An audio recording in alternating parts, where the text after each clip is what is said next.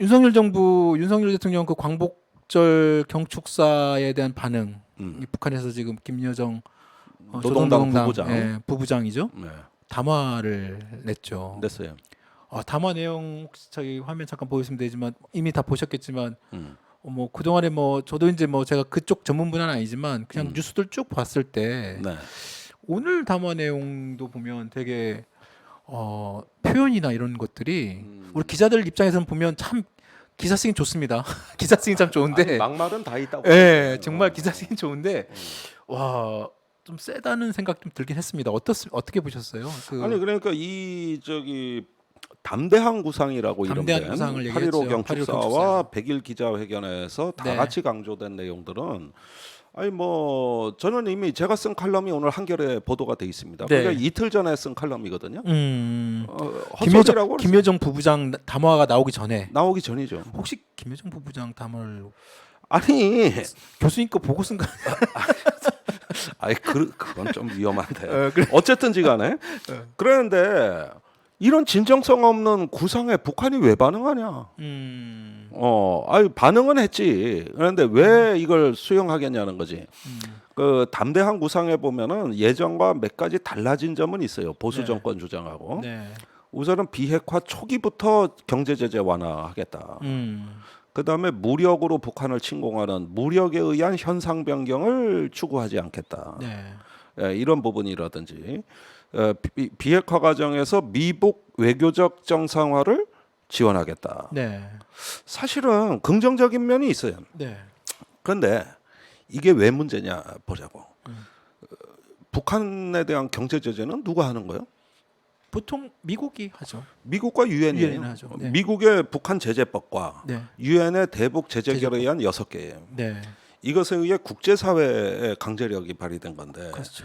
제재를 해제하려면 미국이나 유엔을 그쪽에서. 설득하는 걸 우리가 감당해줘야 음. 그때 가서 진정성이 있든 없든 되는 거예요. 한국이 먼저 그 미국과 유엔을 상대로 그 내용들을 얘기를 하고. 그렇지. 네. 그런데 이 저기 경축사가 발표된 이후에 미국이 즉각 반응을 내놨어요. 그 제재 완화 얘기하는데 그거는 가설적 상황이다. 가설적 상황이다. 네.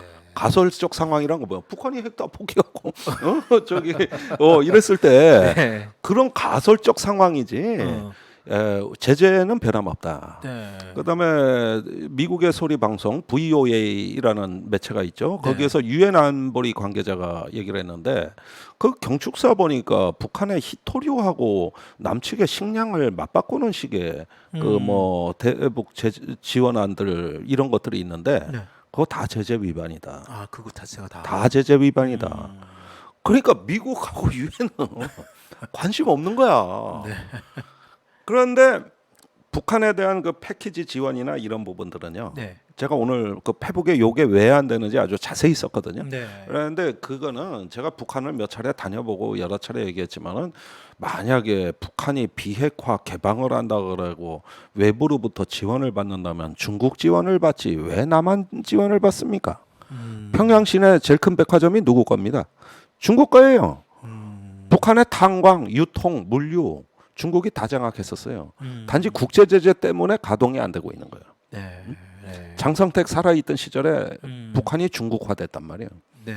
근데 남한의 자본은 단기익에 집착하고 그다음에 저 자유주의 물결이 너무 많아. 네. 그런 것보다는 북한 체제 안전을 위해서 요즘 중국이 돈이 없습니까? 기술이 없습니까? 그렇죠. 네. 뭐하러 남쪽 니들 걸 봐도 과거에 이명박 대통령 초기까지는 북한이 남한에 집착한 적이 있어. 왜? 김대중 노무현 대통령이 그렇게 만들어 놓은 거야. 네. 딱 뭐가지 쥐고 남측에 의존하게. 그런데 그때 김태효 대외전략비서관이 지금 현재 대통령실의 안보실 일차장, 1차장이 네. 그 지금 이번 담대한 구상 만든 이번 그자가 담대한 구상. 그때 비핵 개방 3천을 만들었던 그자요. 그래서 이번에 김여정의 그 담화문에도 그 과거 이명박 시절에 그 비핵 삼촌 그거의 재판이다. 재판이다. 그 언급이 그 연결시켜. 그래 나오는 다 거군요. 옛날에 네가 했다가 망했던 거 아니냐. 근데 봐봐. 비핵 개방 3천이 왜 문제냐? 북한 지원해 주겠다. 국민 소득 3천 달러 만들게 해줬다는 게 네. 왜 나쁘냐? 이랬는데 네. 그때 당시에 이걸 비핵을 전제로 해서 네가 홀딱 벗고 핵무기 개원하면 그렇게 해줄게. 그리고 경제 지원 해줄게. 그런데 이 거래가 안 맞는 거지. 안보 대 안보 교환이어야 되는데 안보 대 경제 경제로 교환 하니까. 이런 부분들이 일단은 셈법에 맞지가 아니하고 근데 이번에는 그때는 비핵화가 우선이었지만 이번에 그냥 비핵화까지 아니더라도 그냥 뭐 그 협상에 나서기만 하도 약간부터 한 발 뭐 진전됐다는 표현을 그러니까 그 하긴 얘기 나오자마자 북한 반응 나오기도 전에 미국하고 유엔에서 그러니까요. 네. 아 왜 그래? 아 왜 그래? 이 반응이 먼저 나온 거야. 네, 그러니까 북한이 보기엔 웃기는 거야. 네. 미국 유엔은 계속 제재하겠다 그랬는데 네. 윤석열 혼자 대화 초기에도 풀 수 있다. 근데 네, 우선 비핵화 협상은 안 하겠다는데 네. 비핵화 협상 초기만 하더라도 우선 이것부터가 빈정상하는데 그 뒤에 말은 이게 저기 저 웃기는 이제 얘기가 주절주절 나오는 건데 그렇군요. 이거는 그 김태효 차장의 예나 지금이나 불변의 그 비핵 개방 3천 여전히 거기에 그- 딱 머물러 있군요. 그 프로세스예요. 네. 그렇게 받아들일 수밖에 없는 거예요. 그런데 비핵 개방 3천하고 북한이 비핵이 됐냐, 개방이 됐냐. 그 뒤에 저기 박근혜 대통령이 통일 대박 얘기했죠. 그렇습니다. 통일하고 더 통일이- 멀어졌지. 더 말하셨죠. 그러니까 그때- 이명박 박근혜가 얘기하면 항상 반대로 됐어. 오히려 그때 천안함 사건 터져, 연평도 포격 사건 터져, 오히려 정말 휴전선에서 목함지뢰 사건 터져. 아, 뭔가 북한에 모멸감을 주니까 좋은 얘기라고 돼 있는데 그것이 저기 더 저 화를 돋궈가지고 안보적인 위기가 발생이 돼요. 네. 그 이치는 이런 겁니다. 이 사람들 보기엔 북한이 배가 고파 곧 비실비실하고 쓰러질지 몰라. 이럴 때 음식 냄새를 풍겨. 야, 너 사흘 굶었지? 어디 가면은 있잖아. 중국집에 가는데 짜장 연락에 맛있어. 그 집에 국 만드는 축이야. 아주 그냥 육즙이 착착 입에 감기는 게 뭐 이러면은 예를 들면 네. 이러면은 배가 고파서 정신이 혼미해져서 이 맛있는 음식 냄새에 홀려가지고 네. 끌려올 거다. 아, 근데 동물은 그렇게 달아도 돼. 동물은 어. 그렇죠. 개를 한 사흘간 먹일 주지 마. 그런 다음에 이제 저기 이 버릇 가르치려고 네. 먹이를 갖고 네. 그때 조금씩 줘봐. 길들여지는 거야. 길들여진다고요. 네. 근데 사람은 이런 식으로 하면 어떻게 되느냐? 이제 없던 분노가 솟구쳐 올라. 자존감이라는 게 있지 않습니까? 네. 그러니까 음식 냄새도 차라리 풍기지 말고 아무 일도 안 하면은 모르겠는데. 그러니까요. 저 으르렁거리는 북한에 대해서 음식 냄새를 솔솔 풍기면은 끌려올 거라고 봤는데 항상 반대로 됐어. 오늘 김여정 그 담화의 첫 구절이 그거더라고. 차라리 가만히라도 있으면. 그러니까 얘긴즉슨 이 저 음식 냄새 풍기는 식의 대북 정책. 이게 비핵 개방 3천인데. 네.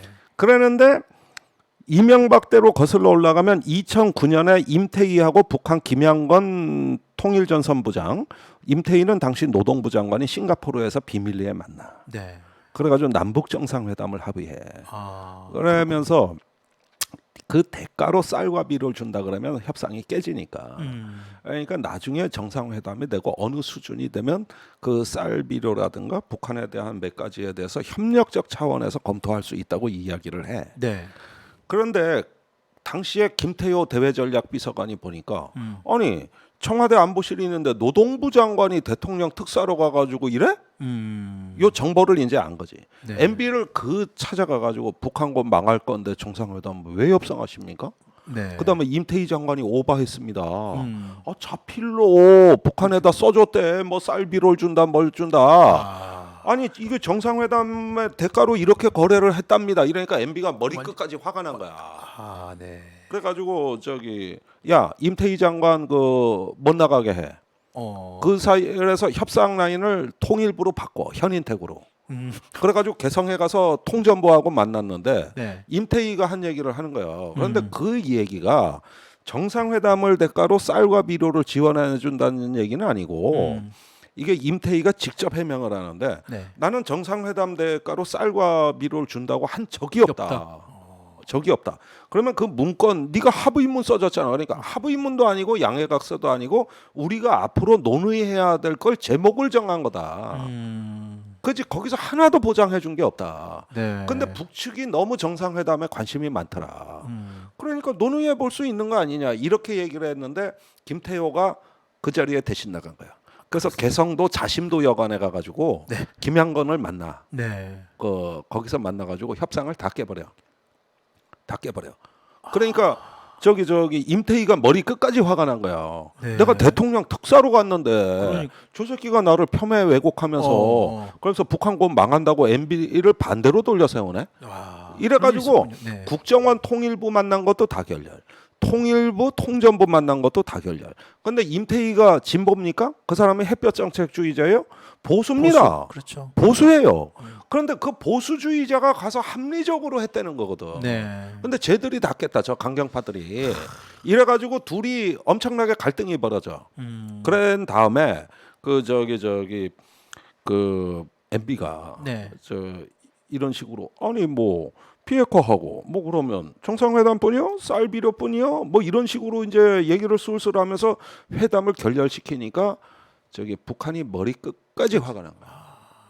이제는 완전히 우리를 갖고 노는구나. 협상 주체가 언제는 임태희가 나오다가 언제는 김태효가 나오다가 언제는 현인택이 나오다가 언제는 국정원이 나오다가 이거 뭐 하자는 짓이요? 그러니까. 그러면 협상이 되겠어 안 되겠어?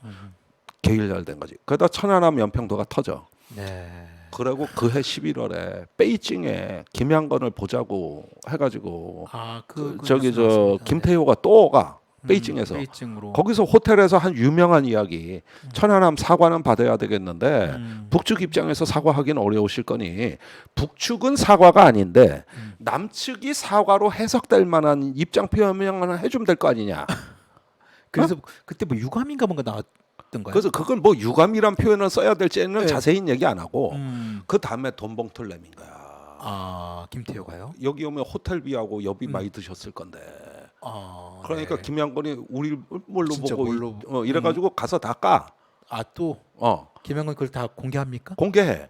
그러니까 김태효가 해명을 물론 부인은 했지만, 물론 김태효는 부인했지만 그 부인이 연락에 궁색해. 네. 그러니까 돈 봉투를 줬다는겨, 안 줬다는겨. 처음에 통일부가 안 줬다고 부인을 했어. 네. 근데 김태효가 네. 그러면 돈 봉투 얘기는 뭐 나온 거냐? 근데 짤막하게 그냥 해명을 하고 말아버리니까 알 수가 없는 거예요. 물론 부인은 해요. 네. 근데 하도 만나달라 그래서 갔다. 이렇게 하는 거예요. 끝난 거야. 그 길로 끝난 거예요. 그러니까 이번에 그 김여정 부부 그러니까 담원이 항상 니들은 배고프니까 쌀 달라 그러는 거지. 니들이 뭐 힘드니까 석유 달라는 거지. 뭐 이런 거잖아. 줄 수도 있어. 이런 식으로 얘기하는 건데 배고픈 사람한테 음식 냄새를 풍기면 문제는 네. 주지도 않을 거면서 그러니까요. 네. 이렇게 되면 어떻게 돼? 완전히 이제 분노가 폭발하는 거죠. 그게 보수 정권 때 천안함 연평도 목함지뢰 사건의 배경입니다. 그러니까 말은 통일 대박 얘기했지 비핵 개방 3천 했지 왜 항상 반대로 가느냐? 북한을 동물로 다룬 건데 이게 남북 한의 차이를 차별로 바꾼 거예요. 아, 차이를 차별로 바꿨다. 네. 그게 문제의 근원이에요. 일단은 상호 존중이어야 된다고. 맞습니다. 외교라는 건. 네. 외교에선 절대 도덕이나 감정을 개입하면 안 돼. 네. 철저한 게임의 논리야. 어떻게 하면 결과를 만드느냐요. 네. 이게 외교야. 그런데 여기에 도덕과 감정, 우월감을 넣은 거야. 동물 길들이듯이, 우리 집 똥개 길들이듯이. 이렇게 가는 거지. 그러니까 그 대통령의 선언에는 두 종류가 있습니다. 1988년에 일명 네. 민족 자존과 통일 번영을 위한 대통령 특별선언, 즉 77선언이라는 77 게 선언. 노태우의 77선언이 네. 있었고 이 77선언을 출발점으로 해서 우리가 중국과 수교하고 소련과 수교하고 1991년, 92년 남북 기본 합의서가 체결되고 비핵화 공동선언이 체결되는 네. 말하자면 우리나라 경제 영토를 대륙으로 넓히고 북한을 대화의장에 끌어냄으로써 역사의 변곡점에서 네. 하나의 담대한 전환을 이끌어낸 너무나도 큰 변화를 몰고 온 사건, 네. 이것을 담대함이라고 하는 것이요. 그다음에 김대중 대통령이 8년인가? 그때 그때 기본 그 합의죠. 저기 한반도 평화 정착을 위한 베를린 특별선언. 네, 베를린 선언. 그 다음에 이제 북한에 대한 어떤 지원을 약속하면서 남북 정상회담을 제안하고 그러자 북한이 격하게 나왔거든. 네. 쓸데없는 소리 하지 마. 이랬는데 그럼에도 불구하고 물러서지 않고 해가지고 결국은 이뤄낸. 그렇죠. 그게 6.15 공동선언 6.15 이제 공동선언이 2000년이죠. 2000년. 그러고 비슷한 스타일로 문재인 대통령이 한반도 평화 정착을 위한 신베를린 선언이 있고 나서 그 다음에 이제 그 평창 올림픽이 있었고 네. 판문점 선언과 판문점 평양에서 9.19 정상 선언이 있었고 맞습니다. 네. 이렇게 나가는 이런 종류의 선언은 뭐냐면은 실제 결과도 만들었지만 그 어떻게 이런 선언이 나오냐면 국가 대전략에서 나오는 거야. 네, 그렇죠. 그러니까 장기적 안목에서 그럼요. 이 네네. 정권을 초월해 장기적 안목에서 우리의 생존 전략은 무엇인가? 우리는 무엇을 성찰하고 미래로 나가야 되는가? 이런 국가 대전략적 장기적 안목의 생존 전략이 있고 또 주변 정세를 우리가 한번 주도해 보자는 결기가 뒷받침되고 거기에 맞는 계획과 노력과 구상이 들어가는 선언. 네. 이런 선언이 내가 보기에는 대통령의 선언인 거예요. 반면에 네. 통일대박이나 네. 비핵개방 3천은 네. 원래 그런 노력과 구상과 계획이 없어. 그러면 그 레토릭은 왜 나왔느냐? 네. 북한에 대한 강압 정책을 하기 위한 명분 쌓기, 일종의 균형 잡기였어요. 그 뒤에 북한에 대한 고립, 압박, 강압의 정책이 펼쳐지는 데 있어가지고 이것만을 할 수가 없으니까 거기에 대한 균형 맞출 수 있는 액세서리가 필요하다고. 네. 지금의 담대한 구상이 왜 불안한 건가? 윤석열이 왜 불안하냐 하면은 이렇게 북한이 제일 듣기 싫어하는 얘기만 골라서 평화와 번영의 이름으로 이것을 제일 듣기 싫어하는 말을 펼쳐놓음으로써 결국은 음식 냄새 풍겨 북한이 분노하고 그것이 전대미문의 안보 위기로 그 되치기가 들어오는 이럴 가능성이 더 커져버리는 거예요. 항상 모든 악은 선의 이름으로 행해지는 겁니다. 모든 전쟁은 평화의 이름으로 일어났어요. 그러니까 이 담대한 구상이라는 선의로 가득 차 있다는 단어가 실제로 불러오는 건 전쟁인 거예요. 결국은 그 가만히만 있으면 냉정함이 있는데 너무 담대하셔서 탈이요. 그만 좀 담대해. 아니 윤석열 대통령이 후보 때부터 해가지고 주한미군도 사드 추가 배치 안 한다 그러고 국방부도 사드 배치 추가 안 한다 그러고 근데 지 혼자 사드 추가 배치한다 그래서 그걸로 사드 3불 깬다고 해가지고 오늘날 중국하고 이 논쟁을 위한 논쟁 이번에도 지금 바뀌는 건 없는데 네, 한중 외교장관에서도 3불 1한 그거 가지고 또 말이 그러니까 많았죠. 이 3불 1한 논쟁이 있고 나서 대한민국 안보가 달라진 게 없거든요. 네, 그러니까요. 그냥 순전히 논쟁이에요. 그런 담대한 정책을 펴시다가 그만 좀 담대하라고 냉정해지란 말이요.